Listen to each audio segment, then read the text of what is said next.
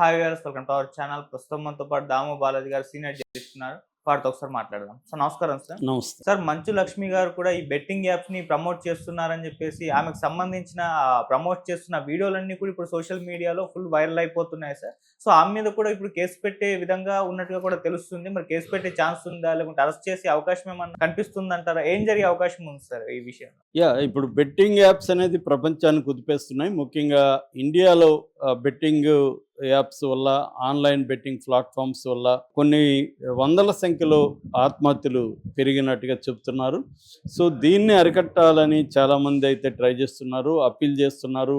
మనకి ప్రపంచ యాత్రికుడు అతను నా అన్వేషణ ఛానల్, ఇది అన్వేషణ అబ్బాయి కూడా బెట్టింగ్ యాప్స్ ప్రమోషన్కి యాంటీగా అతను పోరాటం చేస్తున్నాడు. హర్ష సాయి మీద కావచ్చు, భయ్యా సన్నీ యాదవ్ మీద కావచ్చు, వీళ్ళ మీద కూడా అతను చాలా వీడియోలు పెడుతున్నాడు బెట్టింగ్ యాప్స్ కరెక్ట్ కాదని.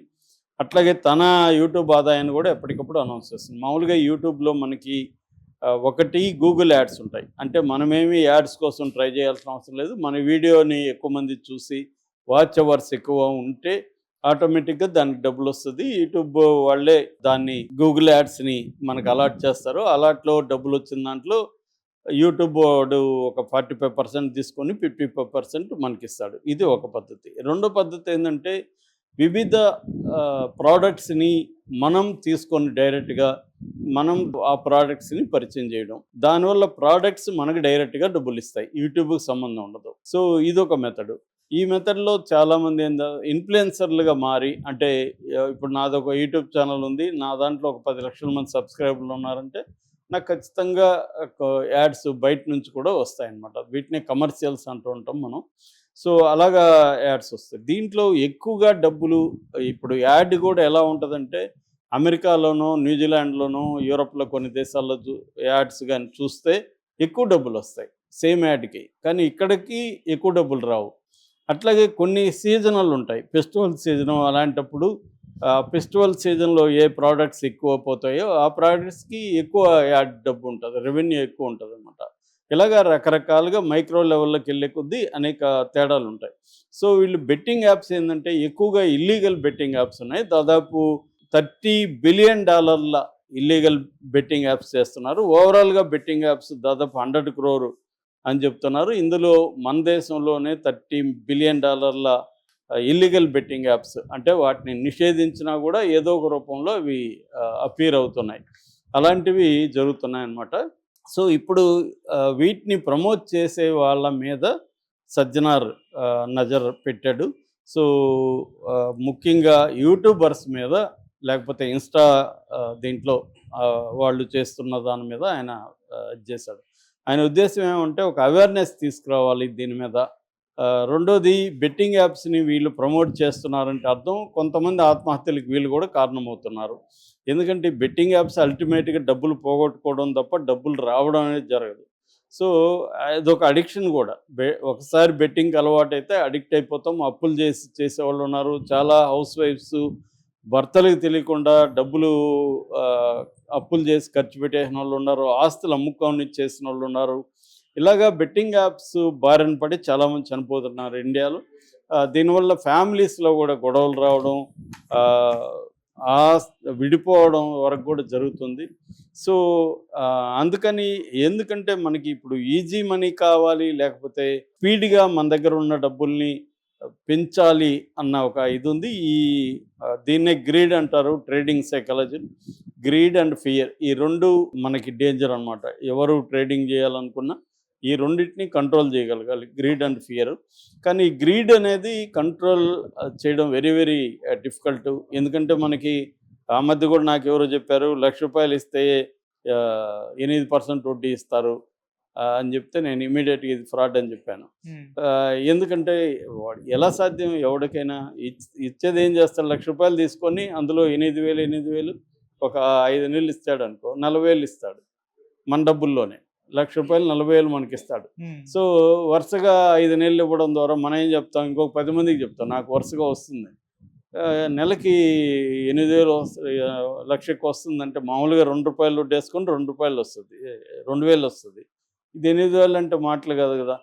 అప్పు చేసన్నా బ్యాంకులో పర్సనల్ లోన్ తీసుకొని కూడా పెట్టేసేవాళ్ళం. ఒక 10 లక్షలు తీసుకొని పెట్టారనుకో 80,000 వస్తుంది, ఏం చేయకుండా హాయిగా గడిపేయచ్చు కదా అనే ఒక ధోరణి పెరిగిపోయింది. వీడు ఎలా ఇస్తాడు, వాడికి ఎంత ఆదాయం వస్తే మనకి 8,000 ఇవ్వాలి, దీన్ని ఎక్కడ ఇన్వెస్ట్ చేస్తాడో తీసుకున్నోడు, ఇవన్నీ ఆలోచించకుండా దానికేవో చెప్తారనమాట.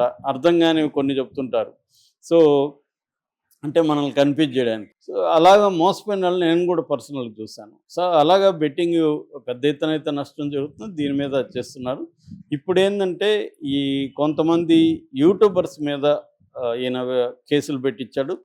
అది మనం చాలాసార్లు చెప్పుకున్నాం. విష్ణుప్రియ కావచ్చు, తర్వాత సుప్రీత కావచ్చు, శ్యామల కావచ్చు, హర్ష సాయి కావచ్చు, రీతు చౌదరి కావచ్చు, ఇలాగా ఒక 11 మంది మీద పంజాగుట్ట పోలీస్ స్టేషన్లో కేసులు నమోదైనాయి. ఇప్పుడు ఏంటంటే ఈరోజు మార్నింగ్ నుంచి ఒక వార్త వైరల్ అవుతుంది. అదేంటంటే మంచు లక్ష్మిని కూడా అరెస్ట్ చేయబోతున్నారు, మంచు లక్ష్మికి కూడా నోటీసులు వెళ్ళాయి అని. ఎందుకు మంచు లక్ష్మి కంటే ఆమె కూడా యోలో 247 అనే ఒక బెట్టింగ్ యాప్ని ప్రమోట్ చేసిన వీడియో ఇప్పుడు వైరల్ అవుతుంది. అట్లాగే శ్యామల వీడియోని కూడా తెలుగుదేశం వాళ్ళు, జనసేన వాళ్ళు వైరల్ చేస్తున్నారు. అంటే ఇది మళ్ళీ పొలిటికల్ టర్న్ కూడా తీసుకుంటుంది. మన ముఖ్యంగా ఆంధ్రప్రదేశ్లో ఏదైనా కాదేది కవితకి అనర్హం, సిరిసిరి అన్నట్టుగా కాదేది రాజకీయ వివాదాలకి అనర్హం. సో ప్రతిదీ రాజకీయంగా వివాదాన్ని క్రియేట్ చేస్తున్నారు. శ్యామలది ఇప్పుడు చూడు, ఈమె నీతులన్నీ మాట్లాడుతుంది, ఈమె అనేక మంది ఆత్మహత్యలకు కారణమవుతుందని తెలుగుదేశం వాళ్ళు ప్రచారం చేస్తుంటే, వీళ్ళు కౌంటర్గా జగన్ బెట్టింగ్ యాప్స్ని బ్యాన్ చేస్తే చంద్రబాబు బెట్టింగ్ యాప్స్ని మళ్ళీ అలో చేయబోతున్నాడని ఇంగ్లీష్ పేపర్లో వచ్చిన వార్తని వీళ్ళు స్ప్రెడ్ చేస్తున్నారు. ఎందుకంటే 1,300 కోట్ల ఆదాయము బెట్టింగ్ యాప్స్ నుంచి ఆంధ్రప్రదేశ్కి వస్తుంది కాబట్టి అది ఎందుకు వదులుకోవాలని చంద్రబాబు బెట్టింగ్ యాప్స్ని పర్మిషన్ ఇవ్వబోతున్నాడు అన్న వార్త ఇంగ్లీష్ పేపర్లలో వస్తే దాన్ని వీళ్ళు ప్రమోట్ చేస్తున్నారు.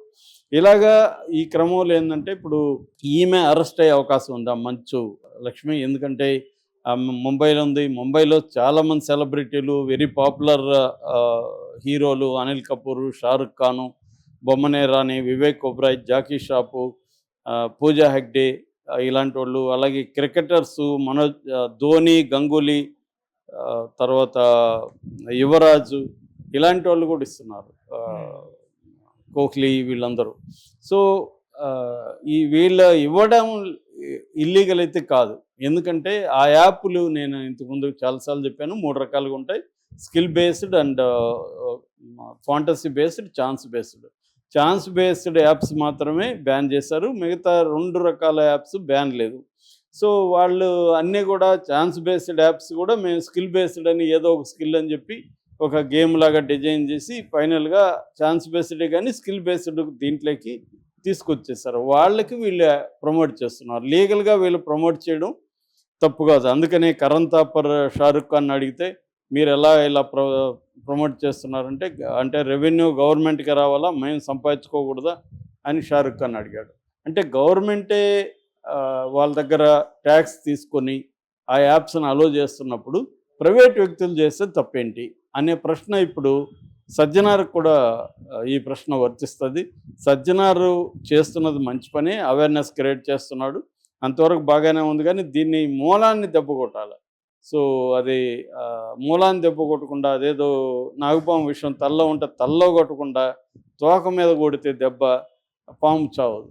కాబట్టి ఇది చేయాల్సిన పని ఏంటంటే గవర్నమెంట్ వైపు నుంచి వీటిని బ్యాన్ చేయించడానికి కంప్లీట్గా ఆయన ఉద్యమాలు చేయగలిగితే ఇంకా బాగుంటుంది యాక్చువల్గా. బట్ ఆయన చేసేదాన్ని ఖచ్చితంగా అప్రిషియేట్ చేయాలి. ఎందుకంటే షారుఖ్ ఖాన్ ప్రశ్నలో కూడా ఒక ప్రాబ్లం ఏముందంటే, వాళ్ళు చేస్తున్నారు కదా, నేను చేస్తే చేయకపోతే ఇంకొకటి చేస్తాడు. హర్ష సాయి కూడా ఇదే లాజిక్గా పెట్టాడు, నేను చేయకపోతే ఇంకొకటి చేస్తాడు. అది వాస్తవమే. ఈయన ఇప్పుడు సజ్జనార్ ఎఫర్ట్ అయితే ఇదే స్థాయిలో ఉంటే వేస్ట్. ఎందుకంటే వీళ్ళని ఆపుతాడు, దేశం అంతా ఆపలేడుగా సజ్జనారు. షారుఖ్ ఖాన్ ఎలా ఆపుతాడు సజ్జనారు?